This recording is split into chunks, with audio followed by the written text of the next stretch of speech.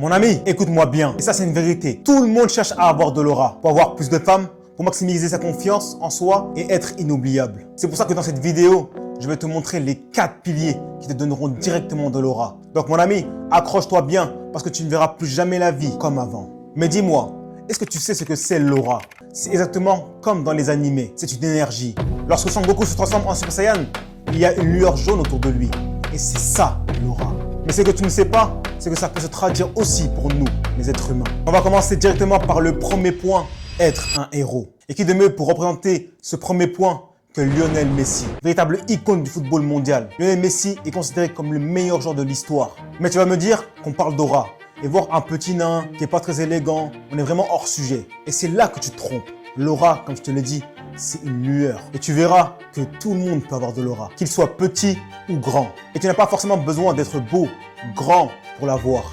Lionel Messi est l'un des visages du football mondial et du FC Barcelone, en ayant gagné de nombreuses Ligues des Champions et de nombreux championnats, et surtout celui qui a le plus de ballons d'or, un trophée qui nomme le meilleur joueur du monde. Mais cela n'a toujours pas été aussi rose pour lui. De nationalité argentin, Lionel Messi n'avait qu'un seul rêve, soulever la Coupe du Monde avec son pays. C'était sa quête, mais elle était plus dure que prévu.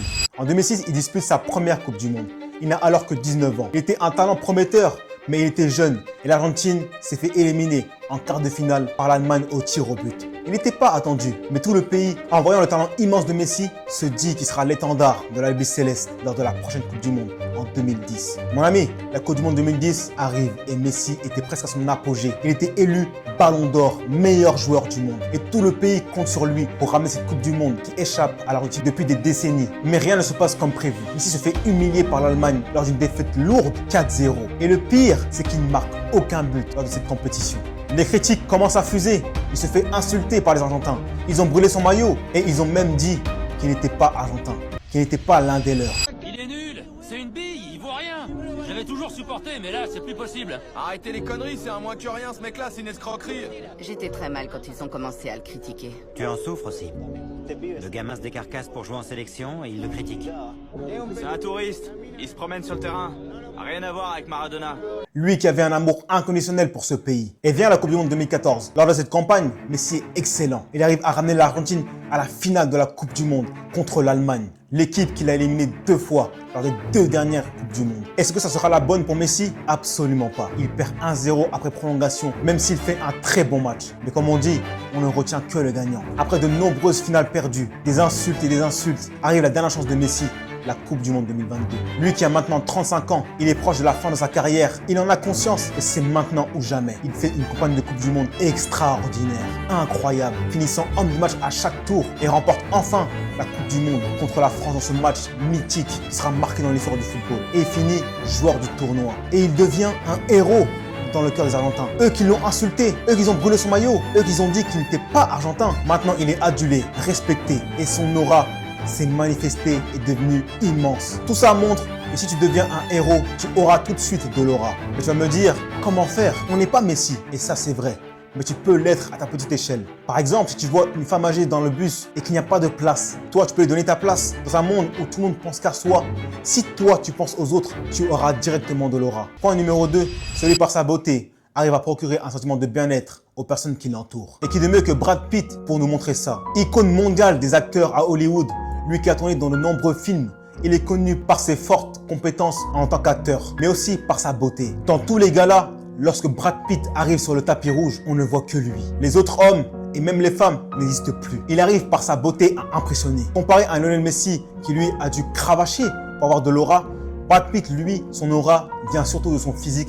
Mais on peut se demander que c'est naturel, qu'en fait il faut juste être beau pour avoir de l'aura. En fait, c'est totalement faux. Je pense que nous les hommes, ou même les femmes, vous avez souvent entendu cette phrase de la part des femmes qui disent « les hommes beaux ne sont pas intéressants ». Et ça c'est partiellement vrai. Il y a des hommes qui sont très beaux, mais qui n'arrivent pas à avoir cette aura, cette lueur autour d'eux pour captiver les personnes qui les entourent. Cela traduit d'une seule chose. La beauté seule ne suffit pas, elle doit être couplée avec la prestance. Et Brad Pitt l'a très bien compris. En étant toujours élégant, avoir une bonne odeur et surtout arrive à captiver les personnes qui l'entourent grâce à son comportement de gentleman. Donc toi, ce que tu dois comprendre, c'est que être beau ne fait pas de toi un homme qui a de l'aura. Si tu couples ça avec la prestance, avoir le comportement adéquat dans n'importe quelle situation, tu verras que tu auras de l'aura instantanément et plus personne ne pourra te résister. Point numéro 3, avoir une éloquence à être crédible. On a vu que être un héros peut nous faire avoir de l'aura. On a vu aussi que ta beauté, coupée à la prestance, peut aussi avoir de l'aura. Mais il faut une chose qui est très importante, avoir une éloquence qui arrive à te rendre crédible. Et mon ami, qui de mieux que Barack Obama pour t'apprendre ça? Barack Obama est un maître de l'éloquence parce qu'il sait exactement comment parler aux gens. Il choisit ses mots avec soin, il articule ses idées clairement et il crée une connexion directe avec ceux qui l'entourent. To introduce my friend,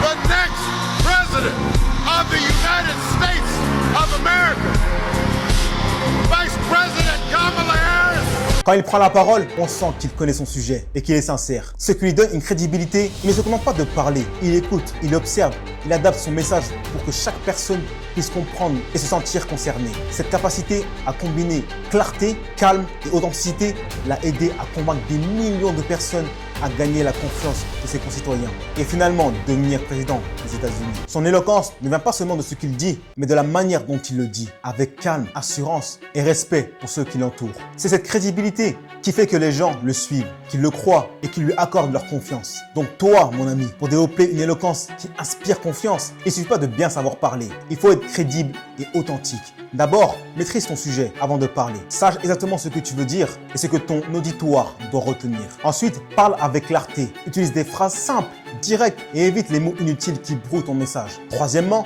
fais attention à ton langage corporel. Tiens-toi droit, regarde les gens droit dans les yeux. Respire calmement et laisse tes phrases se poser. Quatrièmement, écoute autant que tu parles. Adapte ton discours en fonction des réactions des autres. Montre que tu es attentif et que tu respectes ton auditoire. Enfin, parle avec sincérité. Les gens sentent quand tu es authentique. L'éloquence crédible naît de la combinaison entre la clarté, de l'attention, de la maîtrise et de la sincérité. En travaillant ces aspects, tu deviens non seulement éloquent, mais aussi digne de confiance et suivi naturellement.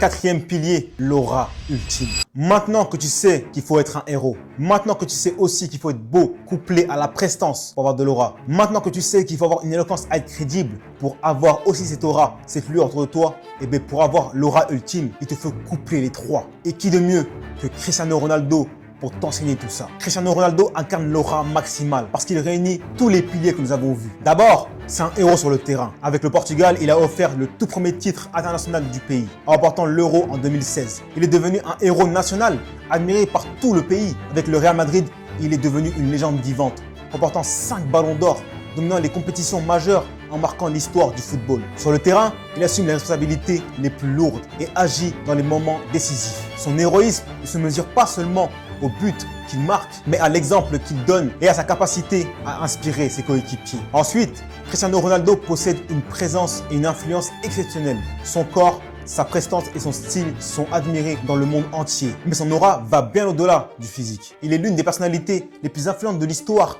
avec le plus grand nombre d'abonnés sur Instagram. Il inspire des millions et des millions de jeunes à adopter sa discipline, sa routine, sa coupe de cheveux et son état d'esprit pour réussir. Par sa détermination et son exemple, il montre que le talent, allié à la discipline, mène au sommet. Sa présence inspire l'admiration et motivation et son aura positive se rend chez tous ceux qui l'entourent. Enfin, Cristiano Ronaldo est crédible dans ses paroles parce qu'il agit. Un exemple parfait. Lorsqu'il était à la Juventus, il a déclaré qu'il allait qualifier son équipe qui avait perdu contre l'Atlético Madrid 2-0. I am get ready to come back.